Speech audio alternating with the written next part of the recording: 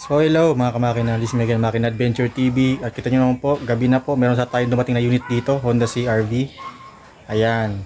So ang problema ng unit na to, pag nag-start siya, meron parang ginagrind sa loob ng makina. So gagawin po natin, ito troubleshoot natin kung anong problema na ito, no? So paparinig ko sa inyo kung ano yung parang klaseng tunog na parang nag-grind siya pag in-start po natin. So pero bago po ang lahat, mari lamang na paki-subscribe po akin ng YouTube channel, Makina Adventure TV, at paki-follow po itong aking FB page, Makina Adventure TV, at pati po yung isa kong FB page na garahe ni Paps. Ito po yung garahe ni Paps kung saan po ako gumagawa. Ayan, so ito po yung aking panibagong vlog sa araw na to. Ayan, so bagong kuha lang natin itong unit na to, nakuha natin ito sa Pasig, pinick up po natin. At dahil yung may-ari po nito is medyo busy sa kanyang trabaho, kaya kinuha po natin. Okay, papakita ko po sa inyo paano yung sinasabi kong ingay. Paparinig ko po sa inyo. Ito po. Pandarin po natin. So ito mga kamakina, papanarin ko po para malaman po natin. Mas malaman niyo po kung ano po yung klaseng tunog na to na parang may ginigiling sa loob ng makina. Ayan. Start natin. Pakinggan niyo po . Okay, start ko na po. Ayun. Sa cold start, meron siyang ganung ingay, no? Pero after naman, kung siya ng malayo, in-start nyo po ulit siya, hindi na po siya naghihingi ng ganun. So pag cold start lang po siya nangyayari yung problema na yun. So ano po kayo yung problema ng sakyan na ito pag ganito po yung problema? Ituturo ko po sa inyo dito sa aking video.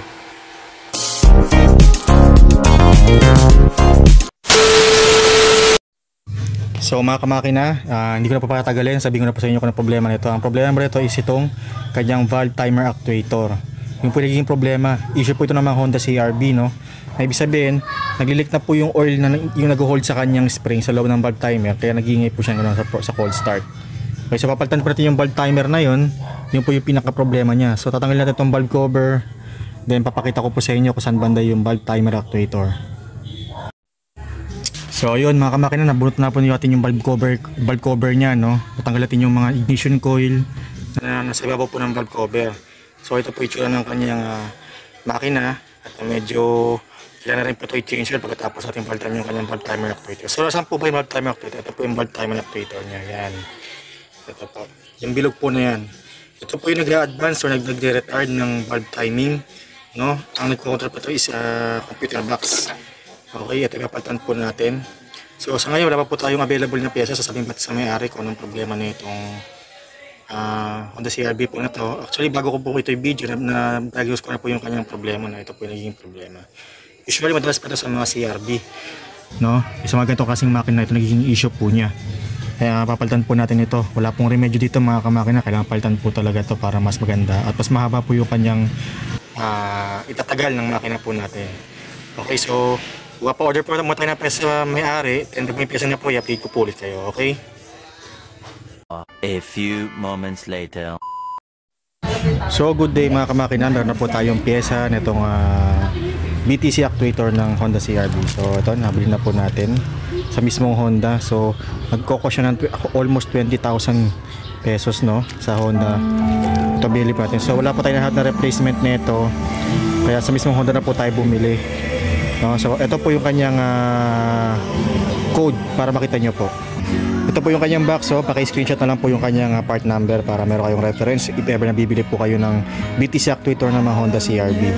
Okay, so gagawin na po natin ito ngayon. So nagawa ko na po ito, no. Ang una ko pong ginawa dito muna bago ating kalasin is kilas ko na po yung kanyang bolt dito sa intake tsaka sa exhaust. Kasi Honda kasi nire-recommend niya tanggalin po yung camshaft, pero tayo hindi niya po tayo tanggal ng camshaft. So niliwagan na po itong 17mm na bolt at saka yung sa exhaust na 14mm na bolt. Kaya sa tinanggal na po natin yan. Then may kontrahan po yan dito, 24mm na yabe dito yan. So kontrahan nyo po yan dito. Ito wait lang. Yan, para hindi po siya gumalaw. So medyo maluwag itong 14mm, no? Maganda dito 23mm kung meron kayong yabe. Ayan, so tsaka iluluwag ka. Ganoon din sa kabila, meron din po yan dito. Dito. Ayan, meron din po dito yan. So pakontra nyo lang po yan dyan. Kahit saan po dyan.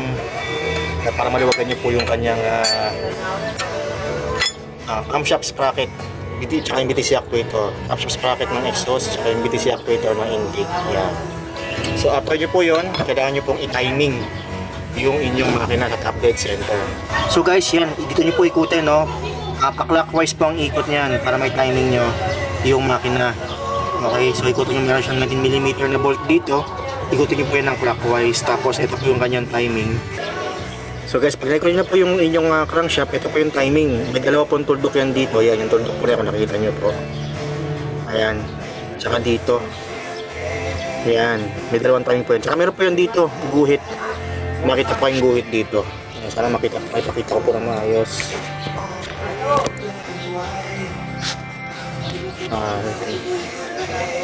Hindi makita. Ito po.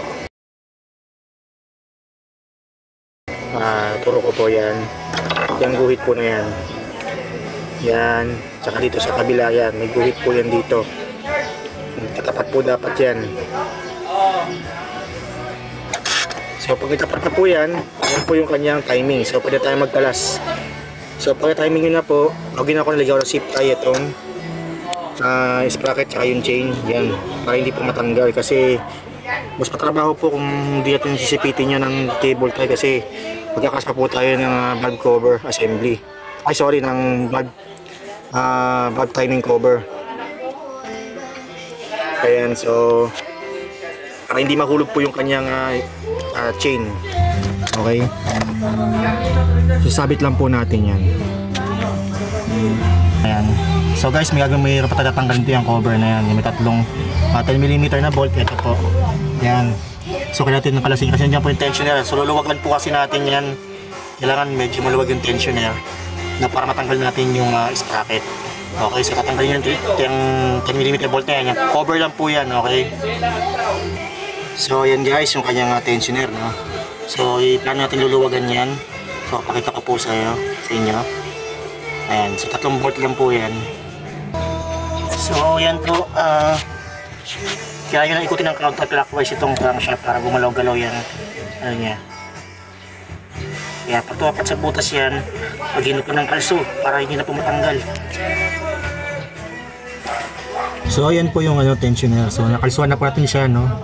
At nakaipit na po yan, hindi na po masyadong tutulak ng tensioner na yan. Yan, tapos sinabit ko na po yung kanyang sprocket para hindi po gumalaw, hindi mahulog yung chain. Ayan, sinabit po natin, kailangan lagi naka-tension yan kasi pag nawala po sa tension yan, malaman po yan, mahuhulog po yung chain sa may loob, magbabakas tayo ng timing cover. Ayan, so inalambrihan lang po natin mga kamakina. Okay, so papalitan na po natin. Ito yung ipapalit natin. So tip lang po dito, magpapalit po kayo ng valve timer. Yung papansin nyo po, hindi siya nakapantay yung key. Ayan, hindi siya nakapantay. So naka-lock position pa yan. So yung pong gagalawin yan, no? Mamaya papakita ko po sa inyo kung paano nyo po siya i-unlock. Okay, kasi pag ito in-unlock na po kagad, alam mo ito, may hirap pa kayong kabit ko. Okay, so yun lang po. Wait lang po natin yung gagawin ko.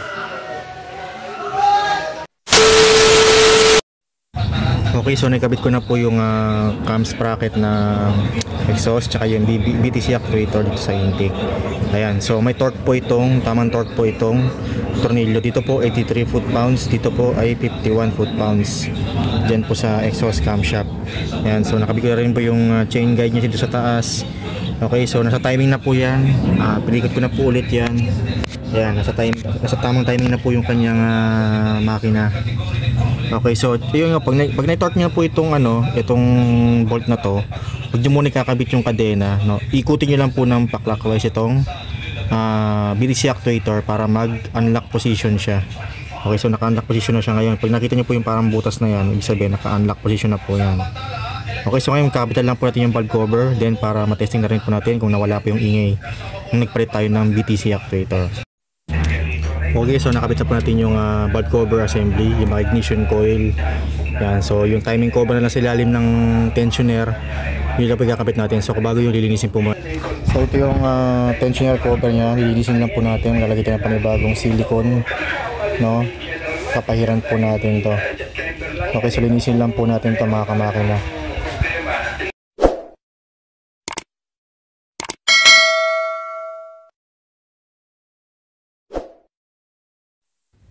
At yun, finally guys, Nakabit na po natin yung kanyang BTC actuator. At ito, pakinggan nyo po yung tunog. Okay na yung kanyang ingay. Wala na po yung grinding sound sa makina. So, ipapaandarin ko po. I-start ko natin.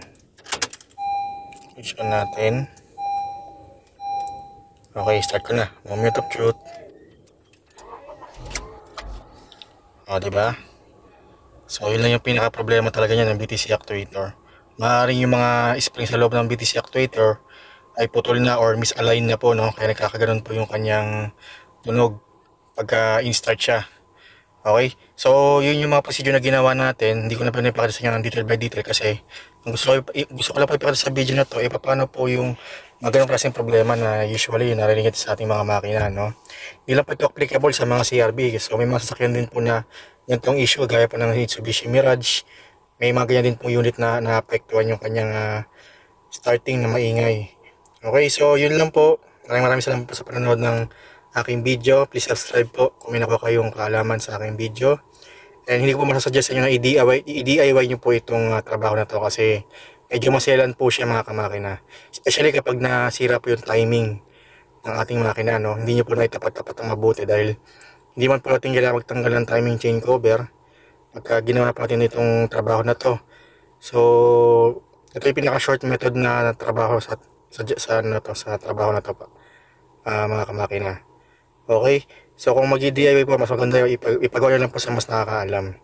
Or kung gusto niyo pong ipagawa sa akin, niyo po ako sa aking FB page, Makina Adventure TV. Okay? Salamat po. God bless.